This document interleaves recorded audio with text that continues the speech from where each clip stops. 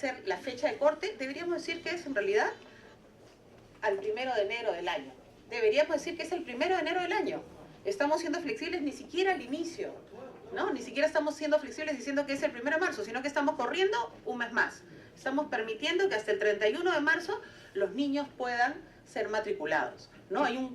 Son 4 meses de flexibilidad los que estamos considerando en este proceso. O sea, no estamos considerando 4 meses de flexibilidad en esto. Ahora, ¿qué otro elemento es bien importante y que tenemos que considerar? ¿No? Que efectivamente el Minedu también organiza los ciclos, estamos organizadas efectivamente, como muy bien decía el señor Edwin, ciclo 1, ciclo 2, efectivamente estamos organizados, así está el sistema educativo, pero cuando uno elabora los programas curriculares, consideramos el estudio de diversas disciplinas. Los pedagogos consideramos el estudio de diversas disciplinas. Consideramos el estudio de la biología, consideramos el estudio de la psicología, de las neurociencias, de la antropología, de la sociología, de la historia. Diversas disciplinas son las que alimentan nuestros programas curriculares, nuestros análisis de por dónde deberíamos de llevar y cómo debería ser el sistema educativo. Entonces, eso es bien importante, porque el fenómeno de desarrollo y aprendizaje es bien complejo. O sea, el proceso de aprendizaje que vive el niño, efectivamente, ¿no? Y en el caso de educación inicial, lo tenemos organizados así, para ciclo 1, para los niños menores de 3 años, para niños de 0 a 2 años, y ciclo 2 para niños de 3 a 5 años, ¿no? Que ese es un elemento bien importante. Aquí vamos a entrar a un elemento que nos parece bien importante, ¿no? Que es el tema de la directora general, Angélica Montaner, nos mencionaba que hay que asegurar la trayectoria educativa de todos los estudiantes, inicial, primaria y secundaria, toda la trayectoria educativa. No nos podemos quedar solamente en mirar inicial, sino que tenemos que asegurar toda la trayectoria. ¿Y qué cosa es importante? Efectivamente, si estamos hablando del ciclo 1, ¿no? El ciclo 1, o los niños menores de 2 años, ¿no? Es una etapa potente para el desarrollo de conexiones neuronales. Pero este desarrollo de conexiones neuronales, que vemos que tenemos 700 conexiones neuronales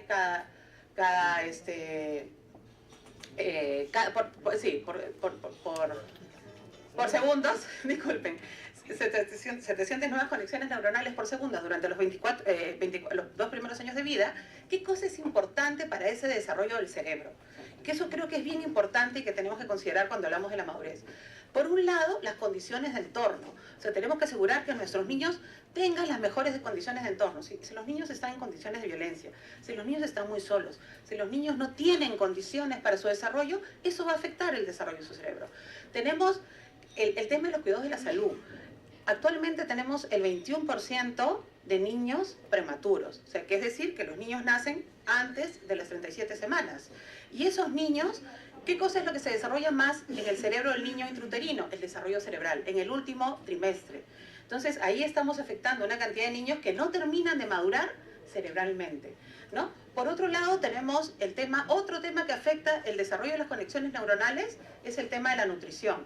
Todos sabemos, no hay nadie que no sepa acá, que el tema de la anemia, ¿no? Que de cada 2 niños en nuestro país uno tiene anemia, ¿no? Y que efectivamente ya sabemos todos también que ¿para qué sirve el hierro? ¿Para qué sirve? Por un lado, para el desarrollo de la neurona, pero por otro lado, para las conexiones en la sinapsis. Entonces es sumamente importante pensar efectivamente en que nuestros niños no tienen todas las posibilidades ahorita, a nivel del desarrollo cerebral, ¿no? Y además, otro elemento que es bien importante es que el aprendizaje tiene que ser significativo. ¿Cómo aprende el niño de educación inicial? El niño de educación inicial aprende a partir de la exploración, del juego, del descubrimiento. La tecnología no es lo primordial en el niño pequeño, no es lo primordial. Para el niño lo más importante son las relaciones humanas, la interacción con el otro y el contexto, las oportunidades que le da el contexto para su desarrollo. Todo eso va a permitir un mejor desarrollo de su cerebro. Ahora, ¿qué cosa es importante? Que efectivamente el cerebro, ¿no? Como también tiene mucha plasticidad, que eso es potente. Es decir, el niño puede seguir desarrollando, pero que esa plasticidad está limitada por la edad y por la experiencia. Y ya hay estudios, ahí les presentamos 2 estudios, ¿no? Que hablan de este tema. Hay un estudio que dice, se los voy a leer, dice, a pesar de la plasticidad cerebral, ante múltiples situaciones, la sobreexigencia, eso me parece bien importante, la sobreexigencia puede generar inestabilidad emocional, estrés tóxico y bloqueo. Es un estudio de Manrique del 2005. Un segundo estudio que les quiero presentar acá dice, los más pequeños de la clase tienen más riesgos de ser diagnosticados con TDAH. Es un estudio de Witelli 2017. Entonces, ¿qué cosa es importante en ese sentido? Efectivamente, si presionamos, podemos limitar un poco su desarrollo. Pasamos, siguiente, más rápido. Y ahora, este desarrollo cerebral, ¿no? O esta trayectoria educativa está marcada efectivamente por esta madurez, pero también está marcada por las posibilidades de aprender, de aprendizaje del niño. ¿Cómo se da a nivel pedagógico? ¿Qué es lo que los docentes tenemos que asegurar? Tenemos que asegurar el desarrollo en todas sus áreas, a nivel cognitivo, a nivel físico, a nivel motor y a nivel socioemocional. Todas esas están conectadas. Tenemos que asegurar que los niños desarrollen todo integralmente, ¿no? Eso es bien importante. Tenemos que asegurar que nuestros niños tengan todo este desarrollo. ¿Y qué cosa es bien importante en este proceso, ¿no?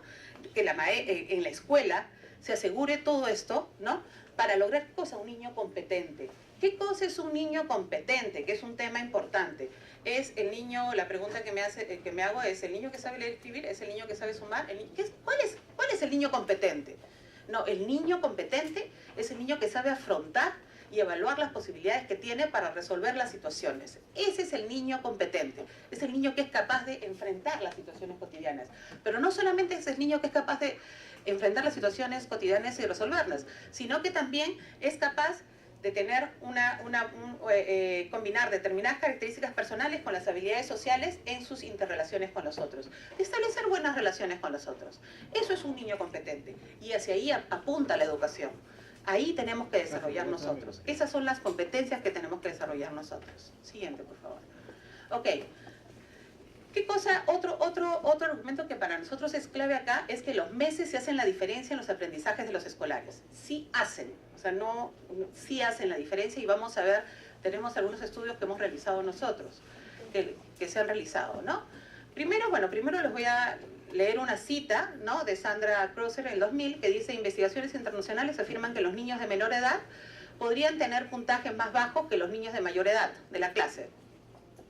La segunda se las voy a argumentar en las dos láminas que vienen, ¿no? Que efectivamente existe una relación directa entre variable de edad y logros de aprendizaje.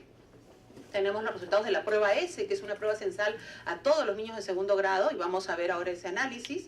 Y tenemos la evaluación nacional que se ha realizado en educación inicial. Después, los bajos resultados en el aprendizaje pueden causar frustración, baja autoestima y sentimientos de inferioridad que afectarían la trayectoria educativa y que en algunos estudiantes, efectivamente, los bajos rendimientos podrían luego llevarlos a ser medicados o a ser enviados a terapias de recuperación, ¿no? Ok, pasamos rápidamente porque sé que el tiempo es corto.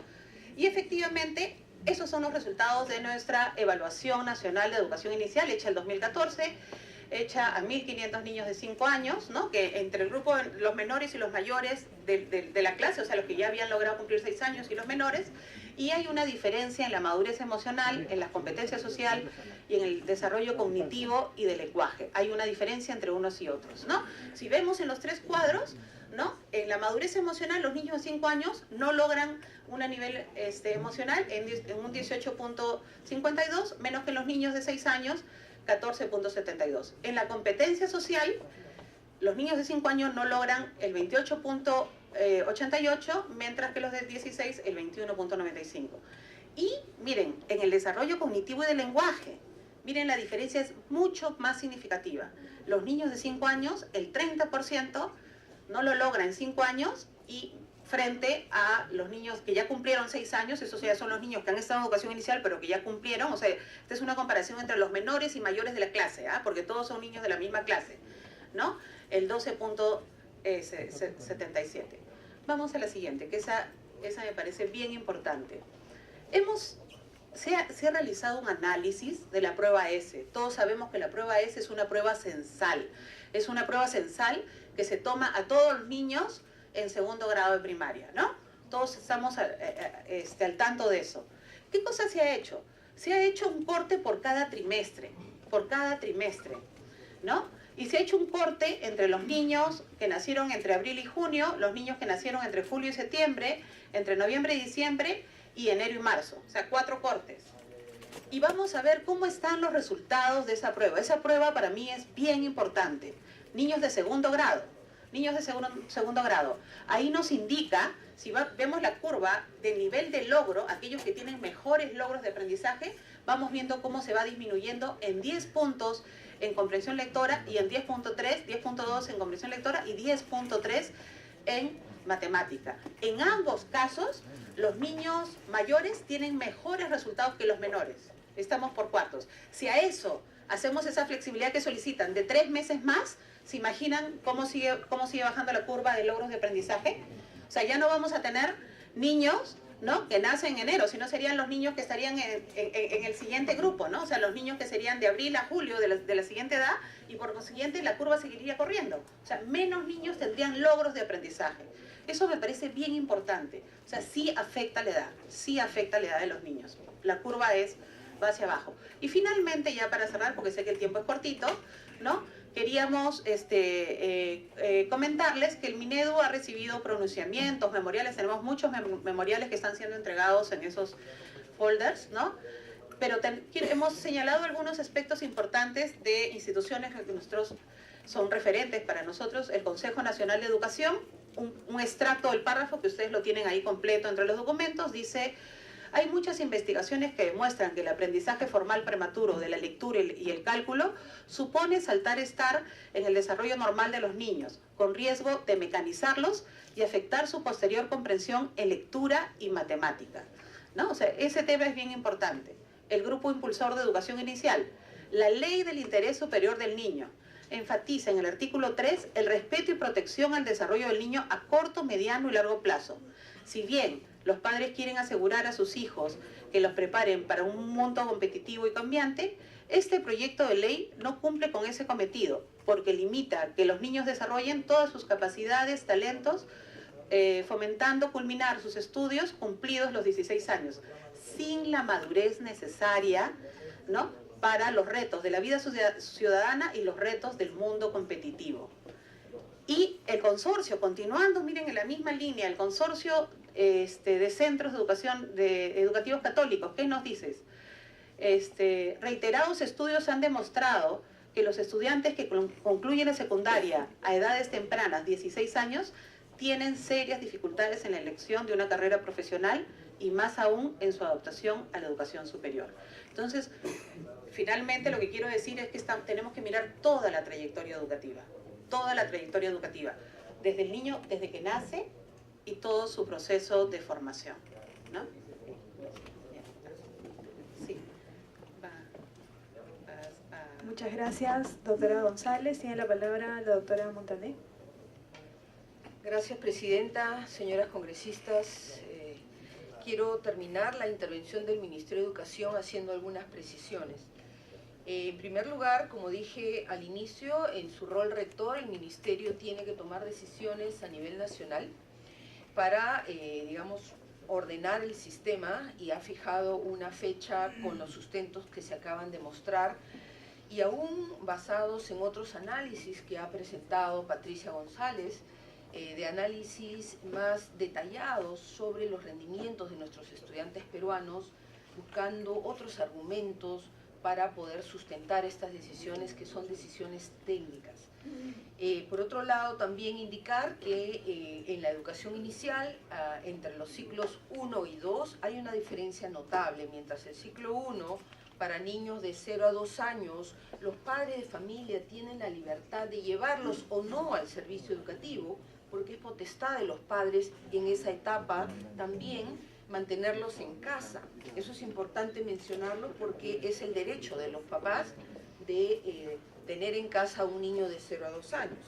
Sin embargo, los padres de familia que deciden llevar a sus niños pequeños a algún servicio, también ese servicio los tiene que recibir de acuerdo a la edad normativa.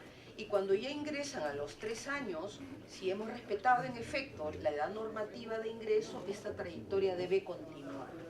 El problema que ocurre, y que sigue ocurriendo lamentablemente, es que a veces la informalidad por recibir a niños que no tienen la edad adecuada hace que estos asistan como alumnos libres, y que posteriormente las instituciones educativas formales no puedan registrarlos en el SIAGIE, que es el sistema de registro de los estudiantes peruanos. Y al no poderlos registrar, no los pueden registrar porque no tienen la edad de acuerdo a la norma del país.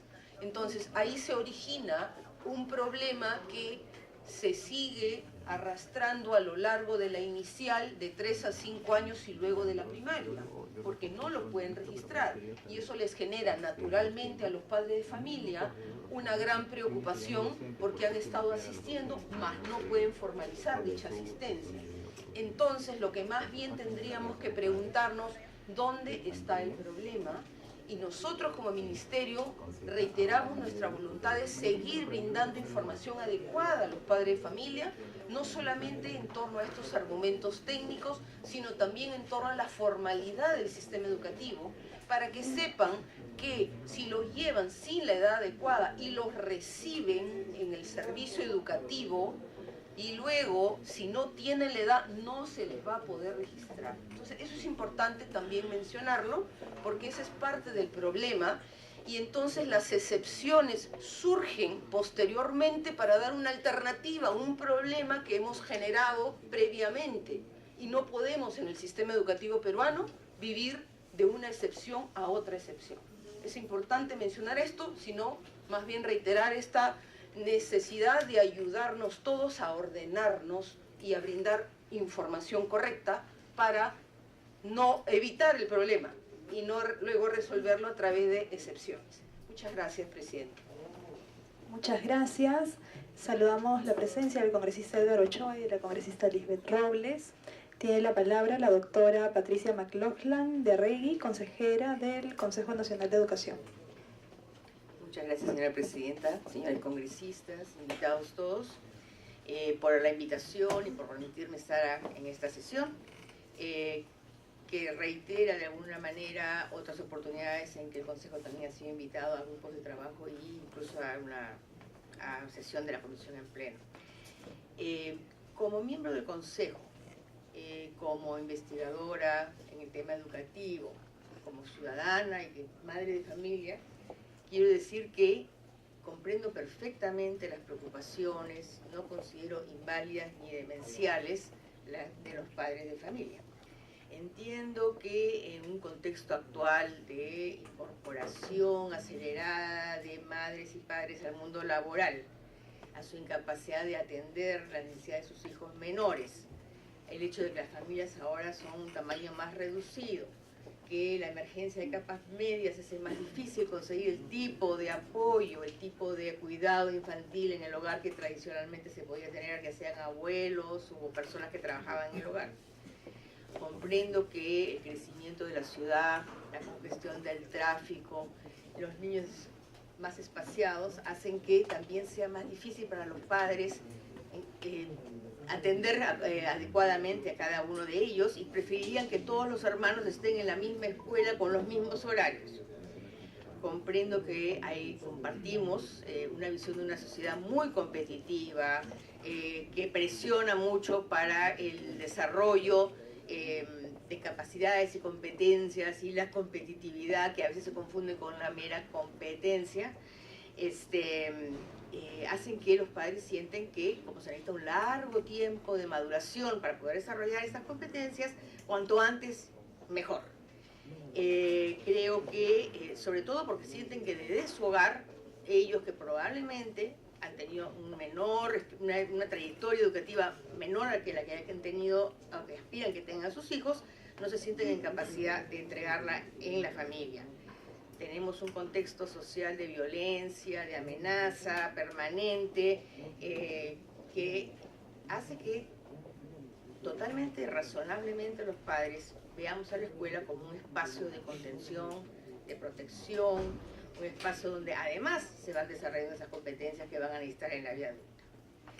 Los beneficios de que los niños pudieran ir a una escuela más temprano, por llamarlo de alguna manera, son claros. O sea, los padres van a poder hacer su desarrollo personal, profesional, van a estar más satisfechos, van a tener mayores ingresos, no solamente para ellos, sino para sus familias, van a continuar sus carreras.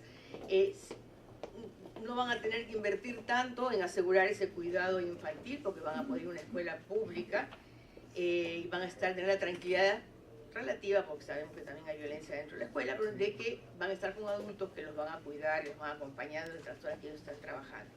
Pero, ¿y los niños?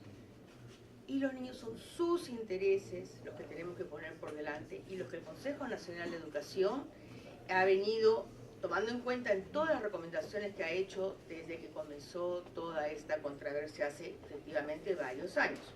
Es un punto en que hemos estado siempre de acuerdo con el Ministerio, quizás no tanto en la flexibilidad que se dio justamente para acomodar todo esto, pero muchas veces tenemos diferencias de puntos de vista con las diferentes gestiones y en puntos especiales. En este tema siempre hemos estado alineados.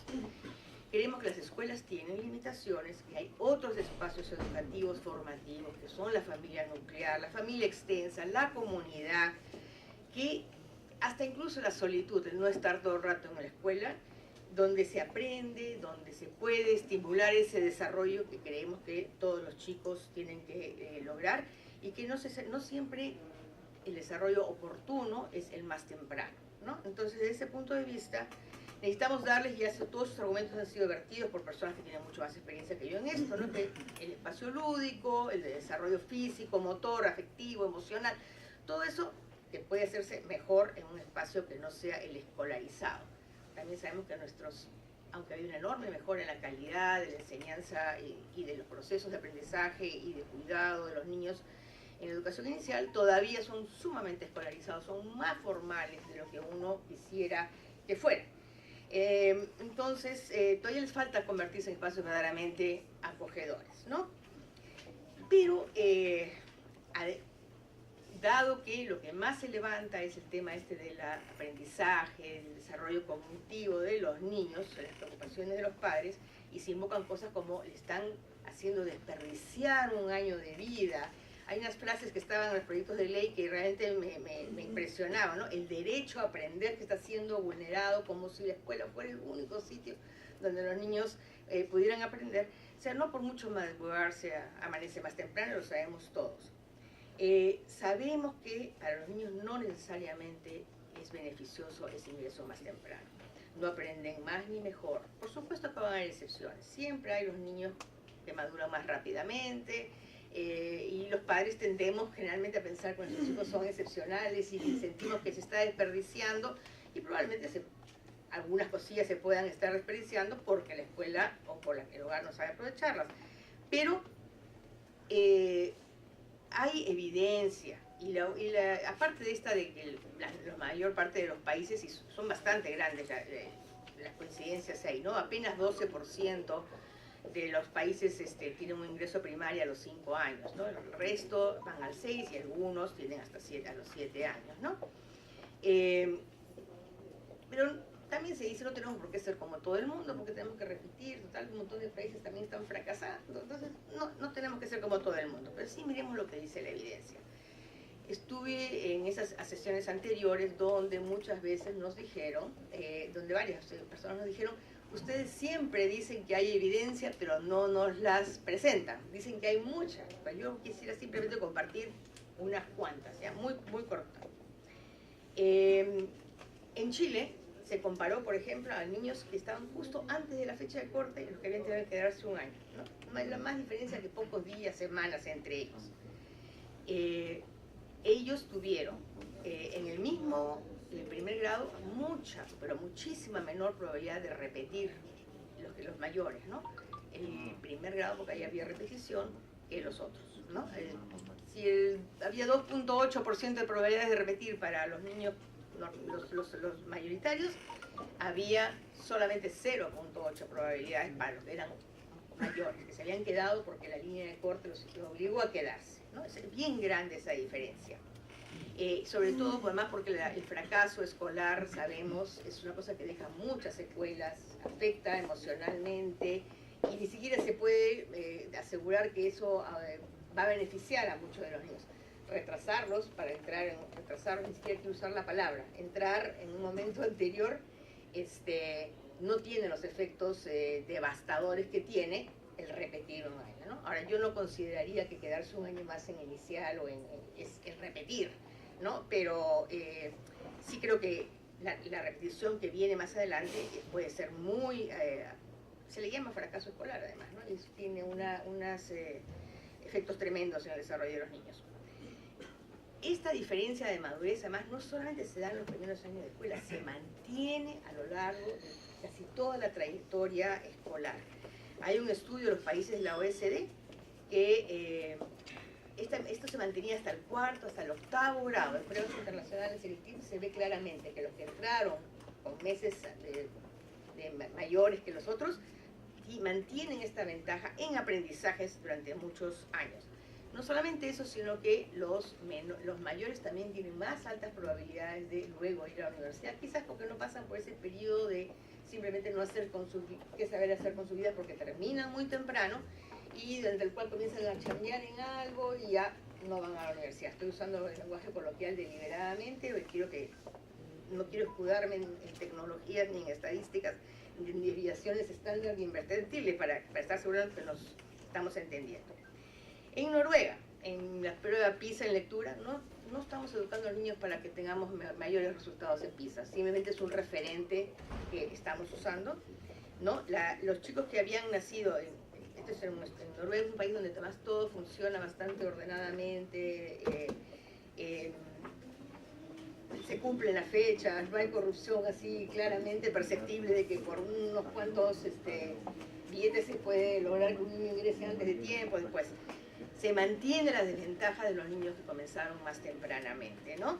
Esa diferencia entre los que comenzaron temprano o tarde, no es la palabra feliz, pero digamos a la edad considerada adecuada, equivale a la diferencia que hay entre los niños que tienen padres con educación superior y los que no la tienen. Todos sabemos que generalmente los hijos de padres con educación superior tienen unas trayectorias educativas y unos logros mejores, porque tienen todo un contexto.